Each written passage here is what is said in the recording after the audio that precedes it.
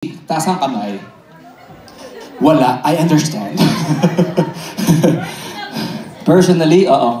Oh, who among you know me as the singer back in the Philippines? 1, 2, 3. Oh, mangilan-ngilan. Pati si Sarah. Ate, pakita nga nung mga chat ko dyan. Ayan. Ayan. Alright. Magkakasunod-sunod ng kanta ko eh. But anyway, again, kamusta po kayo? How are you feeling tonight? Are we all good? Are we excited for Christmas? Or a little bit sad because your bank account, because you keep buying gifts, no? Diba? Or you're just looking forward. How many days before Christmas? Pambayad ng bahay. Ha? Pambayad ng bahay. Kakarinig ko lang. I was paying attention at backstage. Merong government program, mga housing na yan. Sino ba nagsabi nun? That's you, man. You might be qualified. Even for PR of United States? Then I'm not qualified. Alright. Salamat po. Alright, so they call me the Prince of Teleserye theme songs.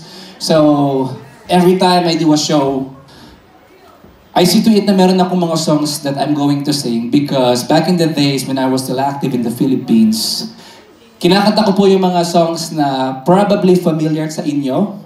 Sino po ba dito ang mahilig manood ng teleserye? Who among you are a fan of watching teleserye? Come on, raise your hand and make some noise. Yeah.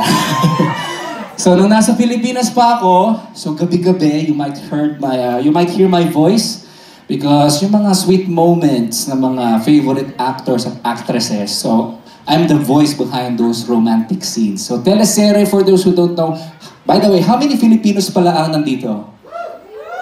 Mga 80%, 90%? 90%, ayan. And then the rest are Canadians.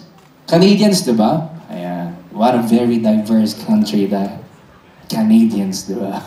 But you are all Canadian, tama po ba?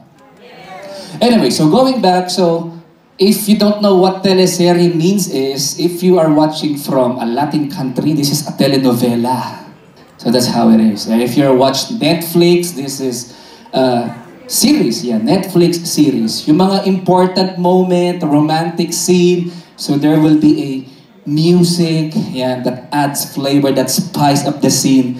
So yun po, dun po ako naging famous dahil sa mga teleserye na nakanta ko, it became part as one of the soundtracks. So nagising na lang po ako, they call me the Prince of Teleserye theme songs.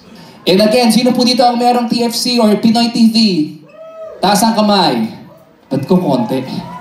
1, 2, 3, 4. Then tell me, binutol niya yung subscription ninyo. Okay, so who among you disconnect those services? Taas ang kamay. Oh, 1, 2, proud pa siya. 3, 4, 5, 6. You know what? That's okay because, you know, nowadays, whatever shows you want to watch or replay, everything, nasa YouTube naman lahat yan. So, naiintindihan ko yung reason kung bakit. For some reason, pinutol niyo yung subscription niyo. Dahil nga, you can replay, you can watch over and over again sa YouTube. Yeah. Kumbaga parang, ano po yan? Sa akin. Ang sweet naman ni ma'am. Yung tissue mo from Dollarama ba yan? Kala yan, di ko alam ha. Thank you ma, appreciate. Ayan. So meron din kaming Dollarama, they call it $3. Thank you very much ma'am ha.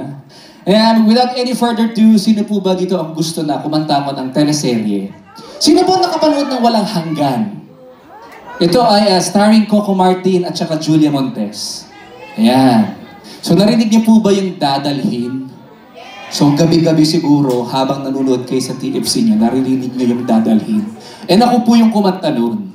Ayan. So without any further ado, please play music as I'm going to sing this song.